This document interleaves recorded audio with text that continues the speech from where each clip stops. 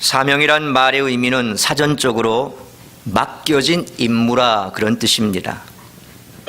SBS TV 프로그램 중에서 연예인들 몇 명을 한 팀으로 묶어 동남아 열대우림 지역이나 그 밖의 오지에서 일주일 동안 생존하는 임무를 부여받고 원시적인 방법으로 생활하는 모습을 보여주는 정글의 법칙이라고 하는 프로가 있습니다. 그들에게 맡겨진 임무는 정글에서 살아남기라고 하는 것입니다. 그것이 그들의 사명입니다. 그들에게는 아무런 연장도 없지요. 나무나 돌 이런 것들을 사용해야 합니다. 심지어 불을 피울 때도 성냥, 라이터 이런 것도 주어지지 않습니다. 그래서 살아남기 위해서 부싯돌을 가지고 불을 피우고 나무와 잎을 이용해서 집을 짓고 또 생존에 필요한 사냥 도구도 즉석에서 만들어서 수렵과 채집을 통해 생존해야 합니다. 그들 앞에 어떤 위험과 어려움이 닥쳐올지 미리 방송국과 짜여진 어떠한 계획된 콘티도 없습니다. 그렇게 며칠이 지나자 그들의 모습은 원시적인 생활에 조금씩 적응해 나갔고 그들의 모습도 원시인처럼 그렇게 변해만 갑니다. 약속된 날이 다 되었을 때 그들은 기진맥진한 상태지만 모두가 환호할 뿐만 아니라 무척이나 아쉬워합니다. 이유는 그들에게 주어진 임무, 미션을 감당했기 때문입니다. 그리고 그 과정에서 서로 간에 끈끈한 관계가 생겼기 때문입니다.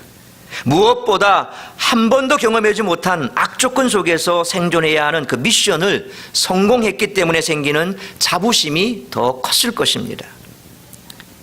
이런 모습을 보면 사람은 사명 때문에 사는 존재라고 말할 수 있습니다. 사명이 없다면 존재의 의미가 없는 것입니다. 선교사이자 아프리카 탐험가로 잘 알려진 조나단 리빙스턴이 밀림을 탐험할 때 맹수의 습격을 받아 죽을 뻔한 일이 있었습니다.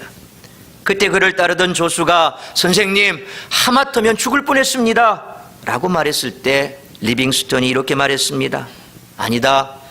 사명에 있는 자는 그것이 끝나기 전에는 결코 죽지 않는다. 믿습니까? 믿습니까? 여러분에게 누군가가 당신은 먹기 위해 삽니까? 살기 위해 먹습니까? 라고 질문한다면 뭐라고 대답하시겠습니까? 사실 인간은 육신을 가지고 있기에 먹어야 살지요.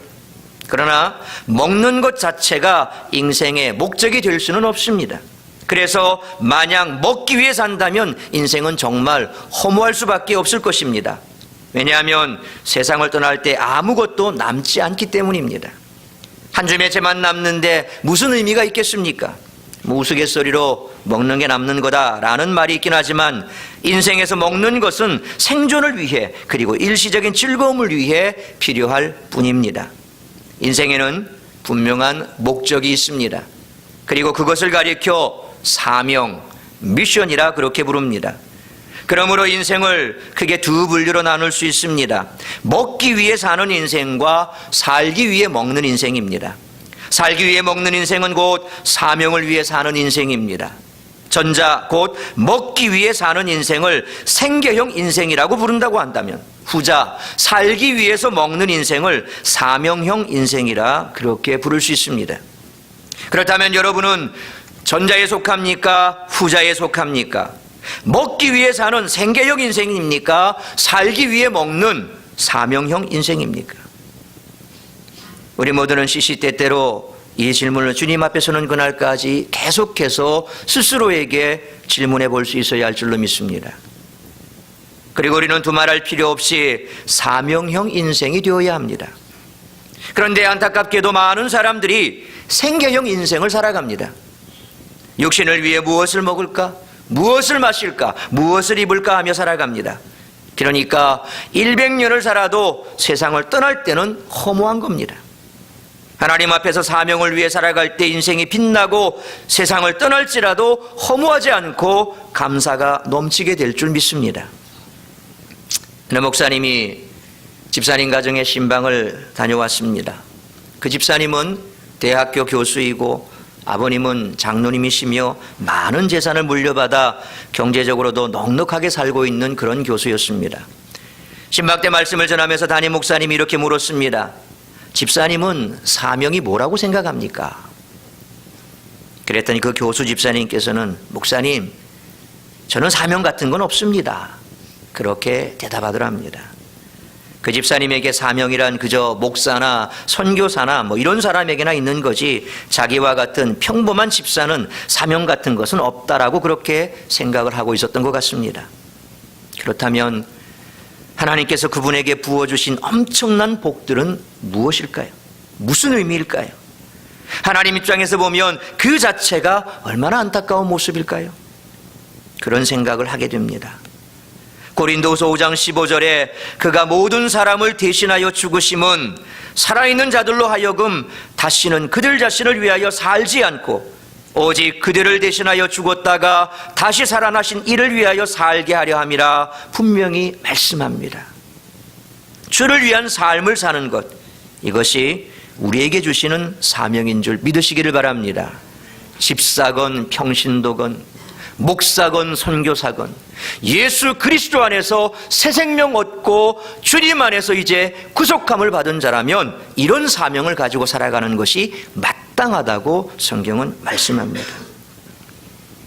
오늘 이 나라 안에 살고 있는 대다수 사람들은 잘 먹고 잘 살고 있어서 육신이 영양실조에 걸린 사람들을 찾아보기가 어렵습니다. 물론 간혹 가다가 정말 음지에 있는 그런 사람들도 있습니다. 그러나 그런 우리 대한민국 전체 인구로 비교 볼 때 그렇게 많지는 않습니다. 그렇지만 정신이 영양실조에 걸린 사람들은 너무나 많습니다. 심령에 기근이 왔습니다. 얼굴에 생기가 말랐습니다. 마음에 기쁨이 없습니다. 생활에 행복이 없습니다. 늘 불안과 염려와 근심과 초조 속에서 삶의 보람도 의미도 없이 살아가는 그런 사람들이 너무 많다는 겁니다. 오늘 이 땅에 수많은 사람들이 인생의 맛을 잃어버리고 살아가는 이유가 무엇일까요? 인생의 의미와 보람을 잃어버리고 살아가는 그 이유가 무엇일까요? 돈이 없었을까요? 혹은 남들처럼 그렇게 고가의 브랜드 옷을 입지 못해서일까요? 아니면 가족이 없고 직장이 없어서일까요? 아닙니다. 그들의 영혼 속에 하나님의 사랑이 없기 때문입니다. 하나님의 사랑이 없는 한 그의 인생은 향기가 없는 꽃과 같은 것입니다. 어떤 사람도 하나님의 사랑을 받지 못하면 시들시들합니다. 하나님의 사랑을 받지 못하면 마음이 완악해집니다. 하나님의 사랑을 받지 못하면 입술의 말이 거칠어집니다. 꼭 기억하시길 바랍니다. 어떤 인생이든 하나님의 손에 붙잡히기까지는 영혼의 의미와 보람을 찾을 수가 없다는 것입니다. 그러므로 2017년 새해에는 하나님의 손길에 붙잡혀 순종하는 가운데 하나님의 사랑을 탐내시기를 바랍니다. 그리고 세상 사람들이 무식하다고 할 정도로 그의 나라와 그의 의를 구하고자 하는 이 하나님의 원칙을 붙잡고 살아가시는 우리 모두가 될 수 있기를 주의 이름으로 축원합니다. 인간은 자신의 이익만을 추구하는 그런 존재가 아닙니다. 쾌락만을 쫓아가는 존재도 아닙니다. 인간은 사명의 존재입니다. 그렇기 때문에 그의 심령에 사명이 없으면 열정도 에너지도 사라지고 맙니다. 사명이 없으면 하찮은 것들이 들어와서 인생을 무질서와 파멸석으로 몰아넣습니다. 사명은 칠흑 같은 캄캄한 밤이라고 할지라도 정확한 방향을 지시하는 나침판과 같은 것입니다. 그래서 하나님은 사명을 가진 자의 생명을 지켜주십니다. 하나님은 사명을 가진 자의 생명을 높여주십니다. 하나님은 사명을 가진 자를 인도하십니다. 그러므로 2017년 새해에는 나의 삶에 허락하신 하나님의 사명을 발견하시기를 바랍니다. 그리고 그 사명을 붙잡으십시오. 하나님은 언제나 우리를 위해서 준비하고 계십니다. 그러나 중요한 것은 하나님은 우리의 사명을 통해서 일하고 계신다는 사실을 잊지 마십시오. 그래서 여러분 가운데 하나님의 기쁘신 뜻을 두고 그 뜻을 이루기 위해서 역사하시는 하나님이시라고 분명히 성경은 말씀하십니다. 하나님은 여러분 속에 기쁜 뜻 가운데 여러분에게 하나님의 뜻을 보여주셨고 그 뜻을 이루기 위해서 오늘도 일하시고 역사하시는 하나님이신 줄 믿습니다. 세상 사람들은 그가 가지고 있는 소유를 가지고 판단하려고 합니다. 그래서 얼마나 재산을 소유하고 또한 어느 정도의 명예를 소유하고 있느냐 소유에 집착하며 살아가는 것이 세상 사람들입니다. 그러나 한 사람의 삶의 진정한 가치를 결정하는 것은 이와 같은 소유가 아닙니다. 소유가 생명의 본질이 아닙니다. 내가 무엇을 가지고 있느냐는 것이 아니라 그것으로 내가 어떤 일을 하고 있느냐는 그의 사명이 인생의 진정한 가치를 결정하고 또한 그 사람의 가치를 결정하는 겁니다. 그러므로 우리 모두는 먼저 그의 나라와 그의 의의 눈을 떠야 할 줄로 믿습니다. 믿음의 공동체를 세우고 교회로 나를 부르신 하나님의 사명 앞에 서시기를 바랍니다. 그리고 그 사명을 위해 우리의 남은 인생을 불태울 수 있기를 주의 이름으로 축원합니다. 우리 동영상 함께 보시겠습니다.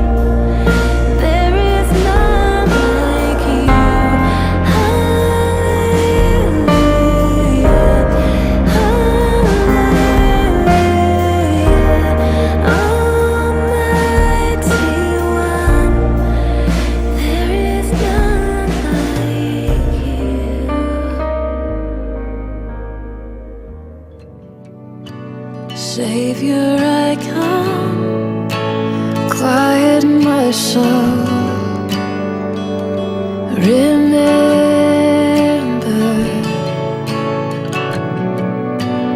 redemption's hill, where your blood was spilled for my ransom. Everything I once held dear, I count it all as lost. Lead me to the cross where your love poured out. Bring me to my knees, Lord, I lay me down. Rid me of myself, I belong to you.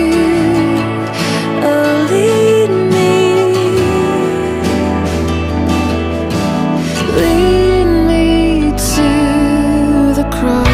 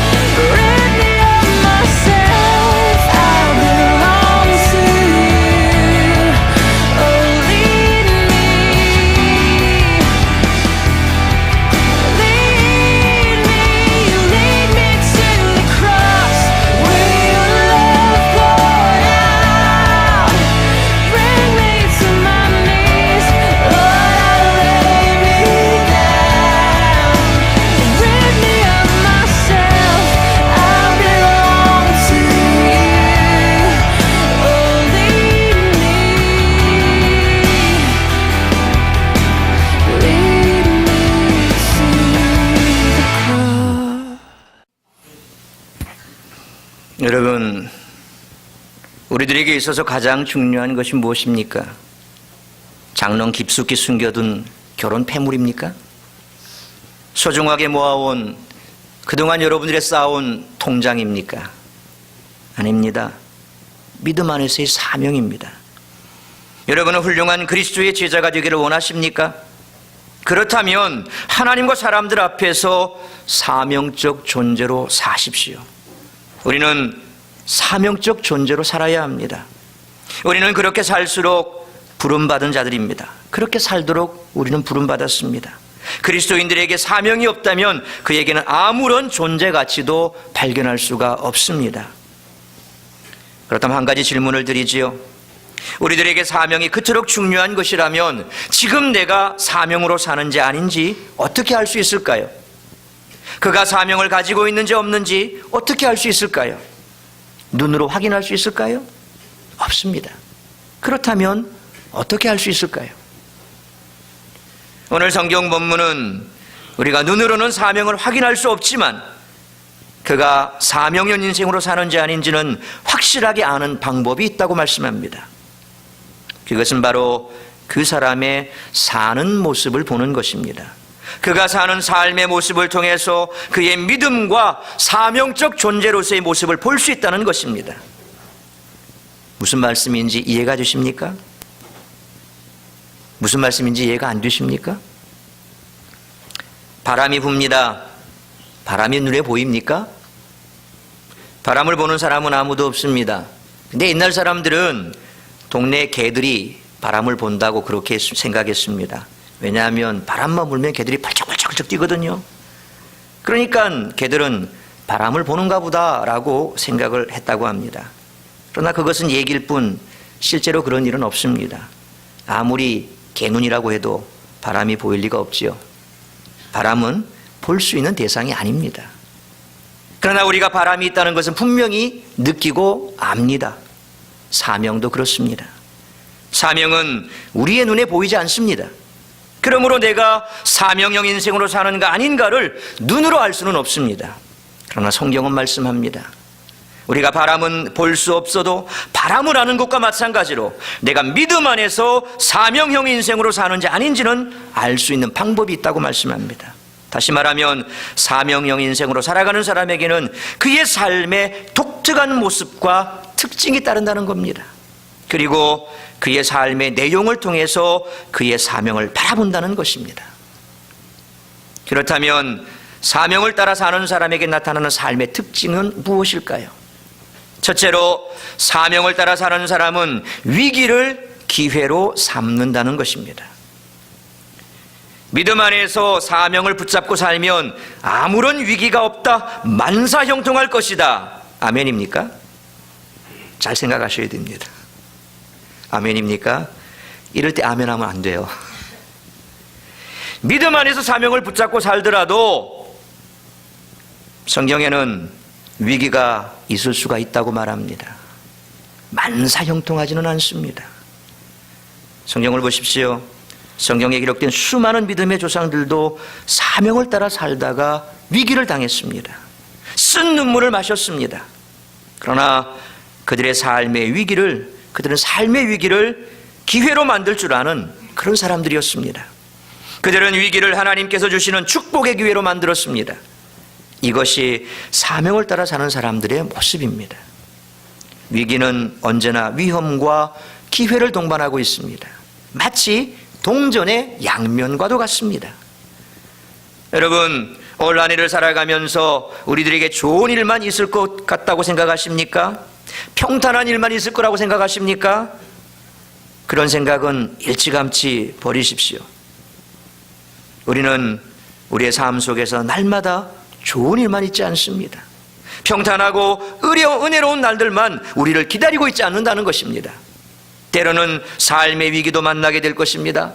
거친 풍랑을 헤치고 나아가야 할 때도 있을 것입니다. 그러나 그 삶의 위기를 축복의 기회로 만드는 것은 우리 모두가 해야 할 일이요, 또한 그럴 때에 하나님의 축복이 임하는 줄 믿으시길 바랍니다.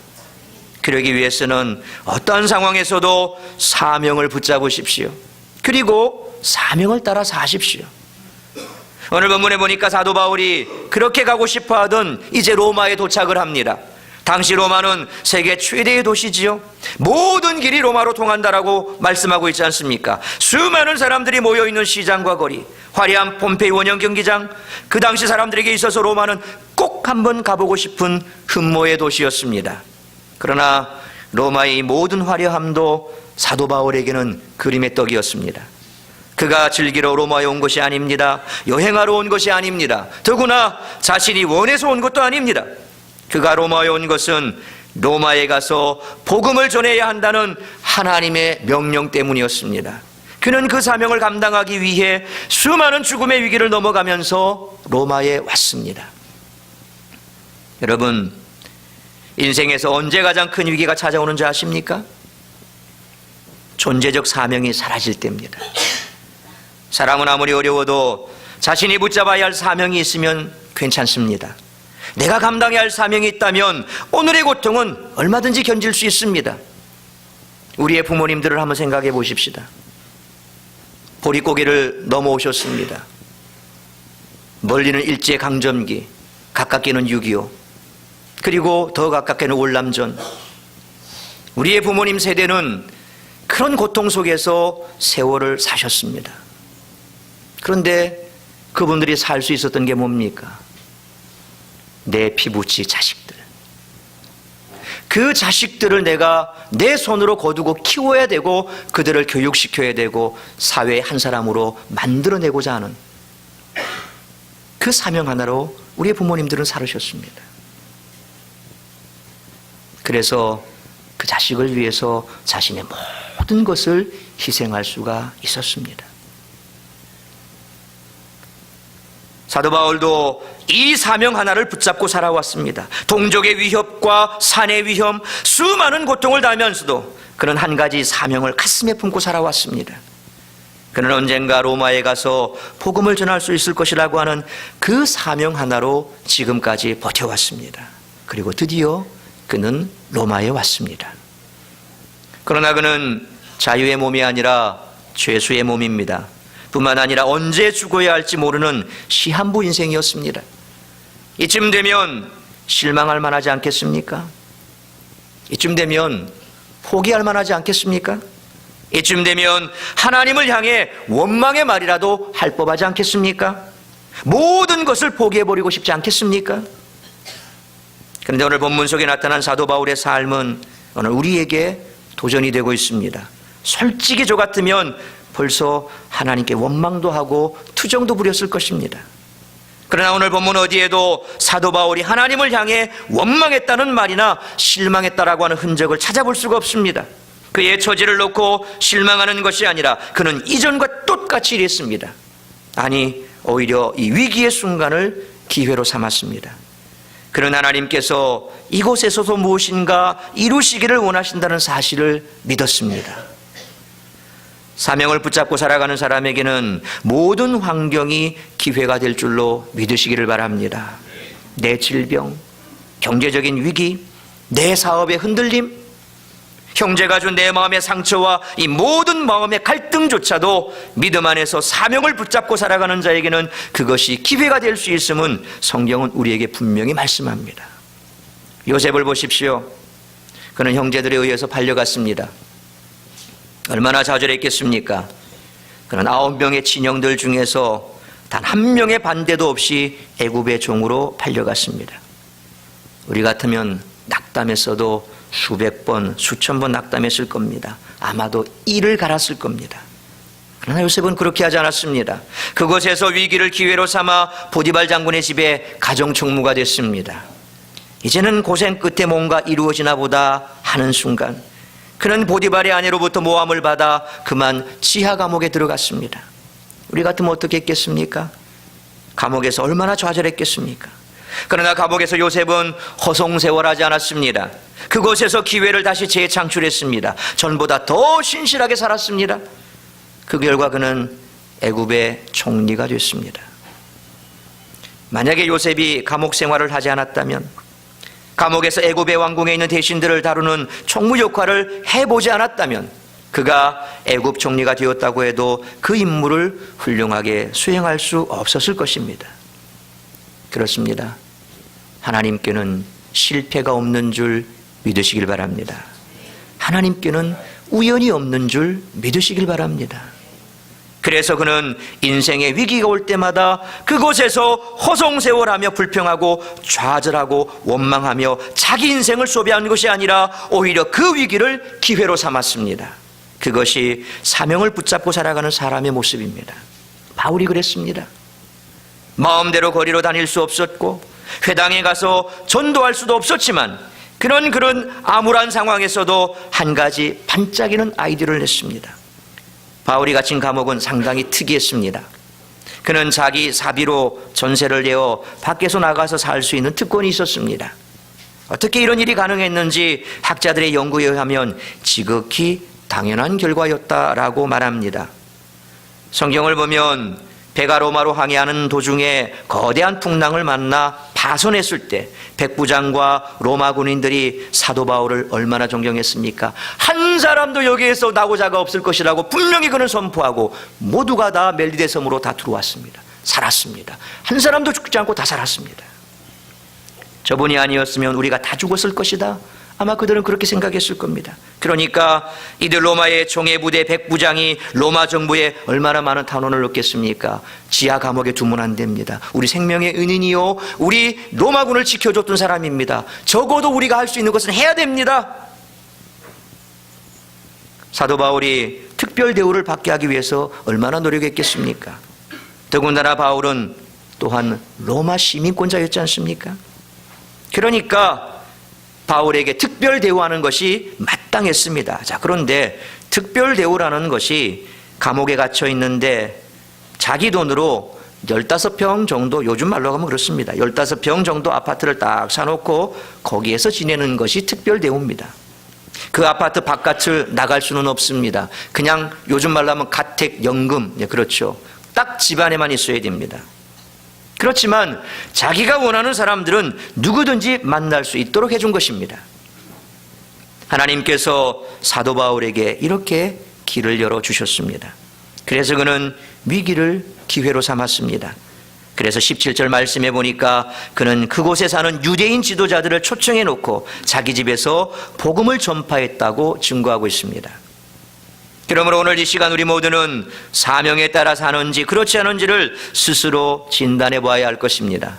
만약 알기를 원한다면 이런 질문해 보십시오. 내 인생에 수많은 위기가 찾아왔을 때, 가령 육신적인 위기, 영적인 위기, 교회적인 위기, 신앙적인 위기, 내 가정의 위기가 찾아왔을 때 나는 과연 과거의 그 위기를 기회로 만들었는가? 아니면 그곳에서 허송세월로 보냈는가? 이걸 한번 물어보십시오. 여러분 스스로에게 물어보십시오. 2017년 한 해를 살아가면서 우리 인생에 다가오는 모든 환경을 하나님께서 내게 복 주시는 축복의 기회로 삼는 놀라운 믿음의 사람들이 다 되시기를 축원합니다. 사명을 붙잡고 그 사명을 따라 사는 자는 결코 세월을 허송세월하지 않습니다. 그리고 그는 위기를 기회로 만드는 줄 믿습니다. 두 번째로 사명을 따라 사는 사람은 자신이 있는 곳에서 최선을 다합니다. 오늘 본문은 사도 바울의 로마 감옥 생활을 너무나도 생생하게 우리에게 전해주고 있습니다. 본문에 보면 몇 가지 특징을 이야기하고 있는데 그가 감옥에서 복음을 전하기 위해서 가능한 방법을 다 동원했다고 하는 것입니다. 오늘 본문 23절을 우리 같이 한번 읽어보도록 하겠습니다. 23절 같이 한번 읽습니다. 시작. 그들이 날짜를 정하고 그가 유숙하는 집에 많이 오니 바울이 아침부터 저녁까지 강론하여 하나님의 나라를 증언하고 모세의 율법과 선지자의 말을 가지고 예수에 대하여 권하더라. 아멘. 여기에 보면 그가 유숙하는 집에라는 말이 있습니다. 그리고 아침부터 저녁까지라는 말도 나옵니다. 그 당시의 기록들을 살펴보면 아침 9시부터 저녁 5시까지, 오후 5시까지만 면회가 허용된 것 같습니다. 그래서 아침부터 저녁까지라는 단어가 나옵니다. 그리고 23절에 보면 날짜를 정했다라고 합니다. 요즘 말로 쉽게 풀어보자면 사람들을 만난 스케줄을 정했다라는 그런 의미입니다. 사도 바울이 자포자기했다면 아무것도 할 수 없는 곳이 바로 감옥이라는 곳입니다. 비록 집안에서 조금의 자유는 있었지만 감옥이나 집안이나 무엇이 다릅니까? 갇혀서 밖에 나오질 못하는데요. 처음에는 감옥에 있다가 집안에 들어오면 좋을 것 같지만 이 15평 남짓한 아파트에서 그렇게 나가지 못한다고 생각해 보십시오. 이것이 감옥이지 않습니까? 얼마나 답답했겠습니까? 얼마나 좌절했겠습니까? 그러나 사도 바울은 원망하지 않았습니다. 자신이 처한 그 환경 속에서 무엇을 할 수 있는가를 깊이 생각했습니다. 그리고 자신이 있는 그곳에서 최선을 다했습니다. 방금 읽은 23절 말씀을 보면 그는 묘원에 오는 사람들에게 3가지를 했습니다. 첫째는 강론이요, 둘째는 증거요, 셋째는 권했다. 그렇게 말씀합니다. 이 3단어는 각각 다른 의미를 가지고 있습니다. 강론은 하나님의 말씀을 설명해 주는 것입니다. 그리고 증거는 하나님의 말씀을 선포했다는 것입니다. 그 다음에 권했다는 것은 생활을 터치했다는 그런 말씀입니다. 하나님의 말씀을 지식적으로만 가르친 것이 아니라 생활 속에 적용할 수 있도록 하나하나 권면했습니다. 이렇게 감옥에서 수많은 사람들에게 전도했더니 그 반응과 결과가 어떠했습니까? 24절 말씀 보십시오. 그 말을 믿는 사람도 있고 믿지 아니하는 사람도 있어 그랬습니다. 여기에서 믿지 아니하는 사람도 있어 라는 단어는 부정과거라고 하는 헬라어 시제를 갖고 있습니다. 문법적으로 부정과거입니다. 그러니까 믿지 않는 사람이 한 번만 있는 것이 아니라 계속해서 안 믿는 사람이 생겨나고 있었다라는 것입니다. 신기하지 않습니까?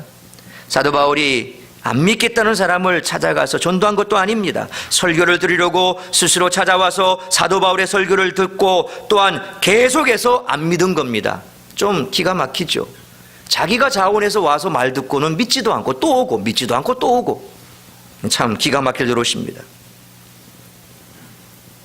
이런 상황을 보면서 얼마나 기가 막히겠습니까? 얼마나 낙심이 되겠습니까? 그러나 사도 바울은 어떻게 했습니까? 30절 말씀 보십시오. 바울이 온 이태를 자기 셋집에 머물면서 자기에게 오는 사람을 다 영접하고 다 영접했다고 했습니다. 면회라고 해서 아무나 갈 수 있는 게가 아니지요. 면회를 가보면 만날 것인지 말 것인지 누구에게 결정권이 있습니까? 누구에게 결정권이 있습니까? 죄수에게 결정권이 있습니다. 나 안 만날랍니다. 그러면 면회 가도 못 만납니다. 사도 바울에게도 그런 권한이 있습니다. 그런데 사도 바울은 믿지 않는 사람들을 다 쫓아버렸습니까? 아닙니다. 다 영접했습니다. 듣고 돌아가면 믿지 않고 또 와서 이게 뭡니까? 또 물어보고 이 얘기해도 다음에 가서 또 믿지 않고 또 돌아와서 이게 또 뭡니까? 또 물어보고 또 갑니다. 참 기가 막힐 노릇이죠. 그럼에도 불구하고 사도 바울은 그들이 올 때마다 문전박대하지 않습니다. 다시 영접합니다. 모름지기 전도라고 하는 것이 그렇지요. 전도하는 대로 다 잘 되면 누가 못합니까? 예수님의 말씀을 듣고도 회개하지 않고 마음의 문을 열지 않았던 사람들이 있었는데 하물며 우리들이겠습니까? 믿지 않는 사람이 있는 것은 너무도 당연하지요. 장난치는 아이가 교실에 있어도 교사는 계속해서 공부를 가르쳐야 합니다. 마찬가지로 사람들이 믿든지 믿지 않든지 우리는 계속해서 복음을 전하고 전도해야 합니다. 그래서 성경은 뭐라고 말합니까? 듣든지 아니 듣든지 믿든지 아니 믿든지 그건 우리가 상관할 바가 아니죠. 오늘 사도 바울은 그것을 우리에게 분명히 말씀합니다. 전도 현장에 갔을 때 안 듣는 척 해도 다 듣습니다. 그럼 또 듣는다고 믿습니까? 안 믿습니다. 다음에 만나면 또 얘기합니다. 안 듣는 척 하면서도 다 듣습니다. 믿습니까? 안 믿습니다. 그래도 우리는 바울처럼 전하고 또 전해야 됩니다. 하나님이 때가 되면 그의 심령을 뒤집어 엎든지 환경을 뒤집어 엎든지 뭘 어떻게 하시든지 그 몸을 치시든지 어떻게 해서라도 구원받을 백성이라고 한다면 하나님은 구원해 주실 것입니다. 우리는 거기까지는 관여할 수가 없습니다. 구원은 누구 손에 있습니까? 하나님 손에 있습니다. 우리는 그 도구에 불과합니다. 도구가 뭐라고 할 수 없습니다. 주인이 원하는 대로, 하라시는 대로 계속해서 전하기만 하면 되는 것이죠. 26절에 일러스되 이 백성에게 가서 말하기를 너희가 듣기는 들어도 도무지 깨닫지 못하며 보기는 보아도 도무지 알지 못하는도다, 그렇게 말씀합니다. 예수님께서는 우리가 복음을 전해도 받아들이지 않을 사람들이 있음을 아셨습니다. 그럼에도 불구하고 예수님께서는 우리들에게 복음을 전하라고 말씀하십니다. 들으면서도 깨닫지 못하는 사람들이 앉아있다 해도, 전에도 뺀질거리며 믿지 않는 사람들이 있다라고 해도 우리는 그들을 개의치 않고 우리에게 주어진 이 사명, 복음을 전하는 사명을 감당해야 될 줄로 믿습니다. 이것이 사명을 따라 사는 자의 모습인 줄 믿으시길 바랍니다.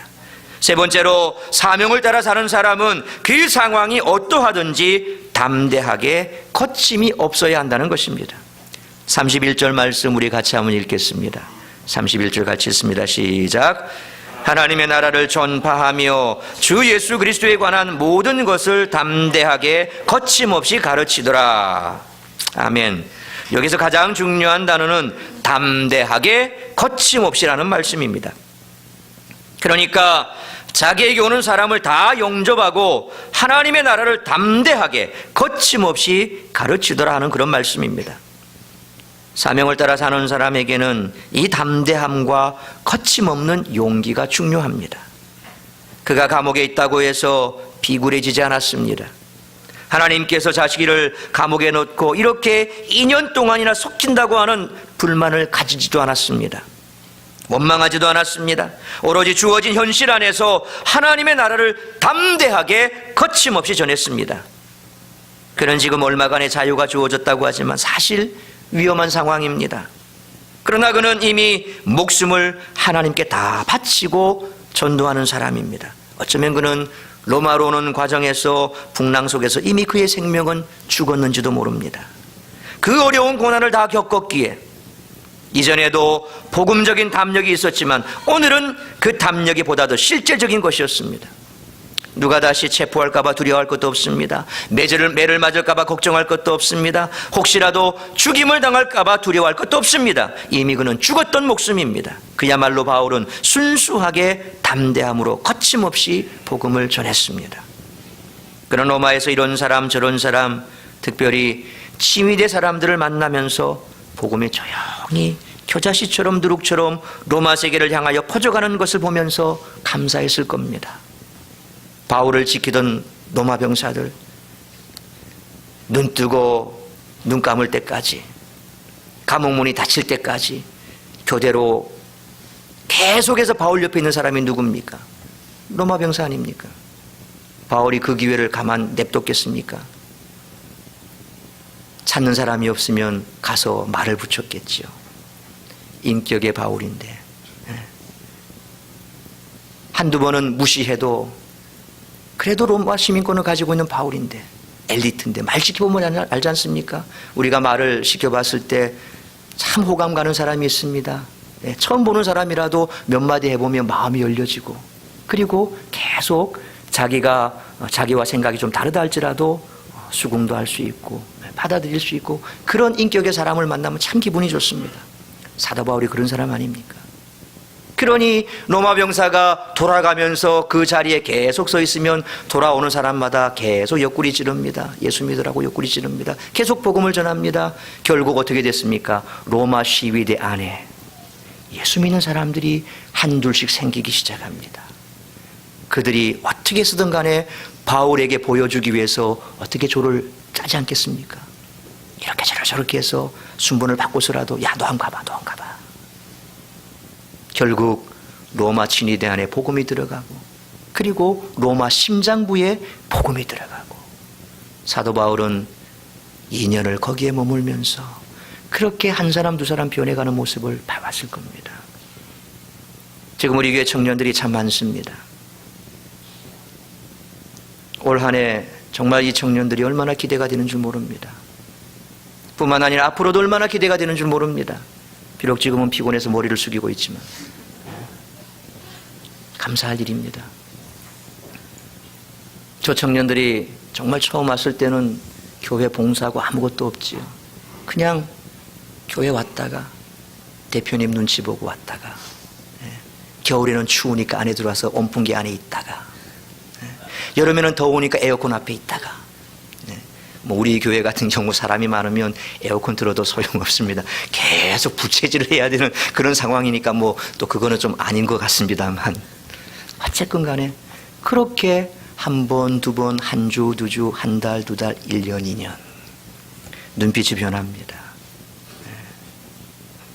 정말 피곤할 때는 어쩔 수가 없죠. 그러나 그렇지 않으면 계속 설교 이렇게 1시간 듣는 게 쉬운 게 아니거든요. 저도 압니다. 부교육자 시절에 목사님 설교할 때 밤새로 그냥 토요일날 그냥 12시까지 막 이렇게 일하다가 또 새벽에 나왔다가 다시 이제 주일날 피곤해서 앉아있으면 목사님 설교할 때 갑니다. 제가 놀랍니다. 제가 놀랍니다. 여러분의 심정을 제가 알지요. 그런데 시간이 지나니까 복음이 들어가니까 한 사람 두 사람씩 깨어지기 시작합니다. 누군가가 중심을 잡고 그들을 끌어모으니 이제 뭔가가 일이 되기 시작합니다. 입술에 찬양이 나옵니다. 그것이 그들에게는 유행가 가사와 동일하다 할지라도 이건 하나님의 능력 있는 그런 찬송가거든요. 그 찬송을 부릅니다. 찬송을 부르는 중에 변화되기 시작합니다. 우리 허수인 자매 보십시오. 학습도 안 받았다가 들어와가지고 얼떨결에 서라 말도 안 했는데 서더라고. 나 하나님의 인도라고 봐요. 서라 말도 안 했습니다. 임명도 안 했습니다. 세례받을까지 임명도 안 했습니다. 아직도 임명은 안 했습니다. 꿋꿋하게 서 있더라고. 마이크 들고 막 찬양하더라고. 그러더니만 하루 이틀 변하기 시작합니다. 교회 다녀본 적도 없는 그런 친구가 저하고 상담하고 나니 왜 11조 생활하기 시작합니다. 누가 시켜서 그렇게 합니까? 뭐 목사 좋아라고? 아닙니다. 하나님의 말씀이 들어가니까 변하기 시작하는 겁니다. 올 한 해 우리 청년들이 이렇게 찬양대에서 그리고 중창단에서 활동하기 시작하고 이제 교회가 옮겨지게 되면 이런저런 스포츠 선교 뭐 이렇게 또 만들기도 하고 그렇게 해서 자꾸 교회로 들어와서 교회 중심에 서서 저들이 교회의 중추적인 역할을 감당할 그날이 머지않았습니다. 지금은 졸고 있지만 그래도 감사합니다. 이 자리가 어떤 자리입니까? 콩나물 시루와 같은 자리 아닙니까? 콩나물 시루에 물 한 바가지 붓습니다. 수초 만에 물이 다 빠져나가 버립니다. 또 한 바가지 붓습니다. 수초 만에 다 빠져나가 버립니다. 그렇게 오며 가며 저희 할머니가 옛날에 그러셨거든요. 방에 보재기 덮어놓고 항아리, 밑 빠진 항아리 거기다가 콩 갖다 놓고 오며 가며 재미삼아 물 붓고 가는 거예요. 아유 저게 뭔가 어린 나이에 그렇게 생각했죠. 어느 날 보니까 이게 뭔가 올라와 있어요. 콩나물이 크고 있더라니까요. 이 자리에 있는 우리 청년들도 믿음 없는 여러분들도 하나님께서 여러분 속에 복음의 역사가 임하기 시작하면 변화될 줄로 믿습니다. 여러분 잘 믿는다는 것이 무엇입니까? 그것은 생산적인 신앙이어야 합니다. 나로 인해서 불화한 사람들이 화해가 되고 나로 인해서 안 믿는 사람이 예수를 믿게 되고 구원받는 사람이 생겨나야 한다는 것입니다. 그래야 잘 믿는 것입니다. 내가 열심히 주를 위해 봉사한다고 하지만 이웃을 섬긴다고 하지만 전도가 없고 그들 속에서 자꾸만 불화가 생긴다면 그거는 잘못 믿는 겁니다. 바울은 지금 감옥에 있지만 담대하게 거침없이 전도를 하고 있습니다. 도저히 입을 다물 수가 없습니다. 왜냐하면 그가 받은 복음이 너무나도 확실했기 때문입니다. 그가 어그리빠 왕 앞에서 한 말이 뭡니까? 모든 사람이 나와 같기를 바란다. 그는 간절한 마음으로 그렇게 외쳤습니다. 그래서 그는 내가 복음을 전하는 것은 부득불할 일임이라. 만일 복음을 전하지 아니하면 내게 화가 있을 것이라 그렇게 고백했던 것입니다. 그런데 우리가 예수를 믿는다고 하면서 복음을 전하지 않는다면 우리의 신앙에는 분명히 문제가 있습니다. 오늘 본문을 자세히 보십시오. 분명히 31절에서 사도 바울이 하나님의 나라를 담대하게 거침없이 전했다고 했습니다. 그렇다면 그 이후의 결과에 대한 이야기가 있어야겠지요. 그런데 31절로 끝이 납니다. 그 이후의 이야기가 없습니다. 누가는 왜 그 다음 이야기를 쓰지 않았을까요? 전해지는 이야기로는 바울이 이제 2년 후에 잠시 석방되었다가 곧 다시 체포되어서 네로 황제에서 순교했다고 합니다. 누가는 순교 이야기를 또한 기록하지 않고 있습니다. 바울의 순교 이야기로 사도행전을 그렇게 끝내고 싶지 않았을 것입니다. 담대하게 거침없이 복음을 전하는데 아무도 그만한 자가 없더라.